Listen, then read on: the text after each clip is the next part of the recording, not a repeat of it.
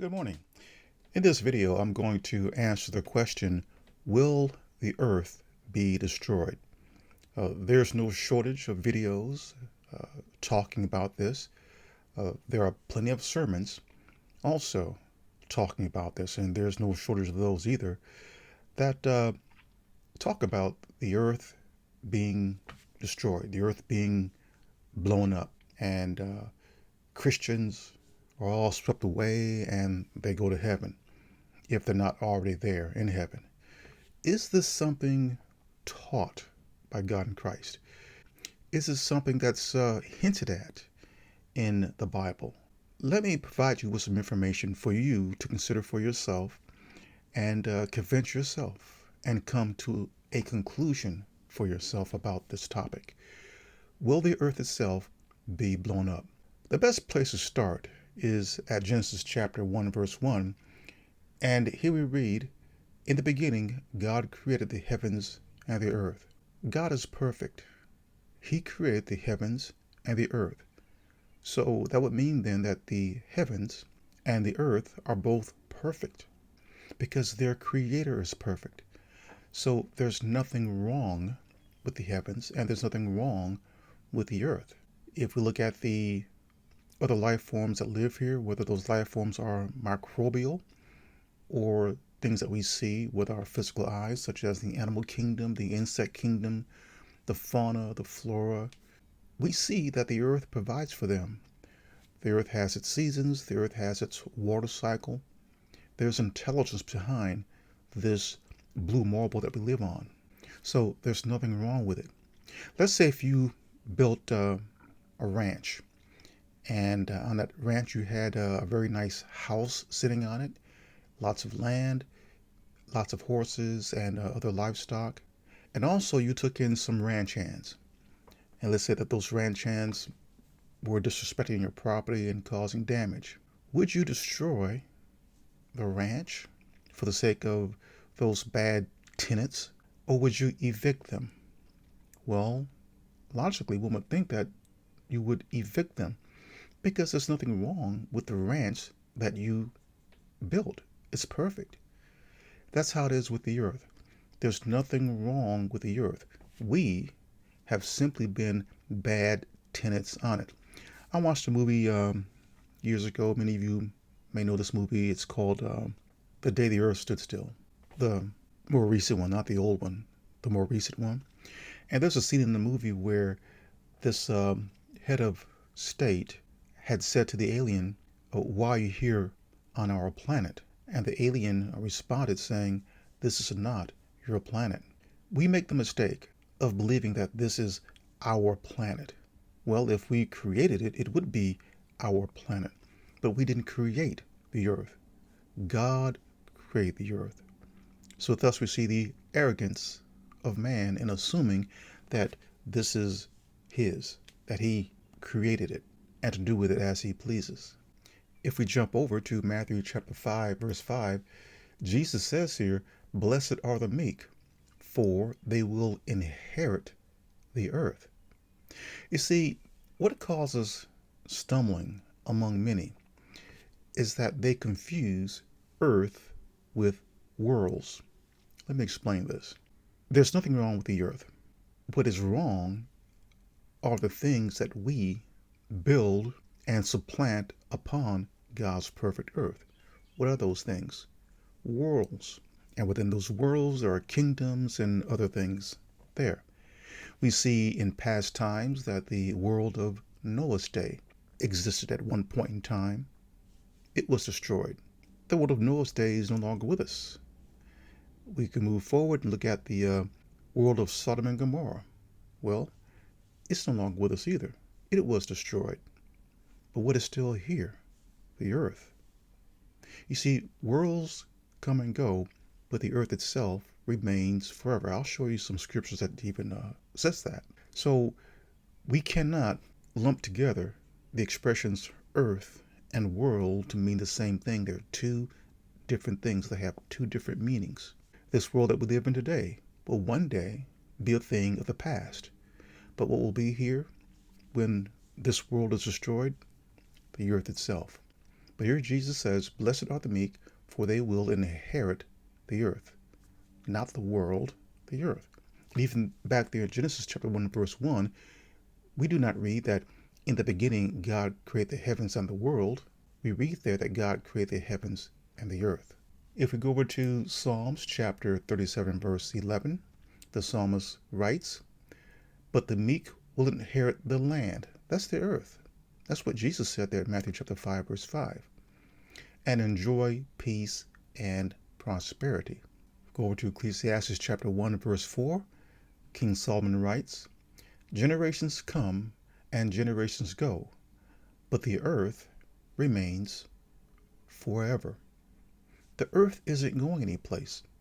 God did not create this perfect earth just to blow it up. I don't care what Christianity teaches about this. Christianity, if it teaches, and it does, that the earth itself is going to be blown up and destroyed and that they all go to heaven, that makes no sense, because they would have to reconcile this. If generations come and go, but the earth remains forever, if they're up there in heaven, who's going to be down here on earth? And how would Matthew chapter 5, verse 5 be fulfilled? And Jesus is speaking here. Blessed are the meek, for they will inherit the earth. And what the psalmist writes at Psalms 37:11, but the meek will inherit the land and enjoy peace and prosperity. You see, Christianity teaches a rapture teaching. The rapture is an escapism type teaching. It's one of those path of least resistance type teachings, because it makes it very easy for them to explain away that the earth will be destroyed, and Jesus, when he comes, is going to take them off the earth and they're going to be up there in heaven forever. But no thought is given to the earth itself and the other life forms that live here other than human beings. This rapture teaching also discounts the billions of persons who lived from Adam's day even down to this day who have died. What about them? Christianity presents itself as a very narrow-minded and selfish religion. It usurps the things of God in Christ for itself and discounts everyone else. They even have the arrogance to teach that unless one accepts Jesus Christ as their Lord and Savior, they're going to burn in hell for all eternity. That discounts the billions of persons who lived and died in the history of the earth, who never heard of Jesus because Jesus had not come on the scene yet. It dismisses all of those persons. Yet Jesus taught in John chapter 5, verse 28 and 29, and this is a promise. He said, do not be amazed at this, for all in their graves, all will hear his voice and come out. Yet Christianity is insistent on teaching this rapture teaching, this escapism type teaching, this selfish teaching. And it ignores the things that I just quoted here with regards to Genesis chapter 1, verse 1, that God created the heavens and the earth. There's nothing wrong with the earth. What Jesus says at Matthew chapter 5, verse 5. Yes, I'm repeating myself, but this is very important, that the meek will inherit the earth. And what the psalmist says here at Psalms chapter 37, verse 11, that the meek will inherit the land and enjoy peace and prosperity. And over here at Ecclesiastes chapter 1, verse 1, King Solomon says, generations come and go, but the earth remains forever. But not only that, if we go to Psalms chapter 104 at verse 5, we're told here, he set the earth on its foundations. It can never be moved. The earth will never be destroyed. The earth will go on and on and on forever. And people will live in it forever. That was God's original purpose, and it still is his purpose. Apparently Christianity sees it different and wants to funnel everyone up into heaven, a place that we did not come from, and it is a place that we cannot go into. Even Jesus said that, but are they listening to Jesus? Jesus says at John chapter 3, verse 13, that no one has ascended into heaven except the one who came down from heaven. And the only person that came down from heaven to become a man and to go back up to heaven to resume the form that he had before he became a man was Christ himself. Jesus said that he is from above and we are from below. It makes no sense for us to go up into heaven. Now, if we do go over to Daniel chapter 2:44, we do read about the world itself and those things in the world being destroyed. Here, the prophet Daniel writes, in the time of those kings, the God of heaven will set up a kingdom that will never be destroyed. A kingdom that will never be destroyed. Now, we know that God's kingdom is already in heaven, but this is referring to something that will be set up on the earth that will never be destroyed, nor will it be left to another people. That kingdom, it will crush all those kingdoms, that's all the existing kingdoms of the world today, and bring them to an end. But itself, that kingdom that will never be destroyed, but it itself will endure forever. Why is that? Because the earth itself remains forever. And did we not read, and this is Jesus teaching, yet many don't listen to Jesus. They claim they follow him, but they don't listen. They listen to Christianity. Yet Jesus taught us how to pray. He says that when you pray, this is how you should pray. And at verse 10, he says, your kingdom come. Come where? Your will be done. God's will be done where? On earth, as it already is in heaven. So God's kingdom is coming down to the earth in future days. Not that it's leaving heaven. It's like it expands to where it envelops the earth. It's in that sense that it comes down to the earth. And it will be here forever. Nothing will replace it.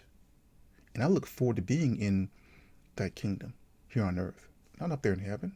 And we see this also at Revelation chapter 21, verse 2, where the Apostle John writes, and I saw the holy city, the new Jerusalem, coming down out of heaven from God. Coming down from where? From heaven. To where? To the earth. Prepared as a bride, beautifully dressed for her husband. There's a much bigger picture that has been missed here. And Christianity certainly isn't painting that picture. What Christianity paints is that you must join it, believe as it does. And if you do that, then you are saved and you have a place in heaven. See, it's very easy to do that because people don't have to think about anything. Oh, so all I have to do is just become a Christian or say I'm saved or become saved, something that they don't really explain very, very well. And they throw in there a false teaching called a rapture to mislead people. There's something for them to think about because they're being told that all you have to do is accept Jesus Christ, get saved, and you're going to heaven. Don't worry about anything else. Don't worry about the resurrection. Don't worry about the many who have died in the past times. They're just forgotten. That makes no sense. And if God's kingdom is coming down to the earth, what need is there for anyone to go up into heaven? These are things that Christianity refuses to even think about or to discuss. Because Christianity's main goal, and I think in some cases unwittingly, is to mislead people. Now, to mislead someone implies that the person or the persons who are doing that misleading just doesn't know. But if Christianity is deceiving someone, like the serpent deceived the woman in the Garden of Eden, then they know the truth about that matter. So will the earth itself be destroyed? No. Worlds will. The last world to be destroyed will not be this world. This world will be destroyed, but there will be another world that will be set up in future days after this one will have passed away. And that is the world or kingdom of the beast. That will be the last world to ever reside on the earth.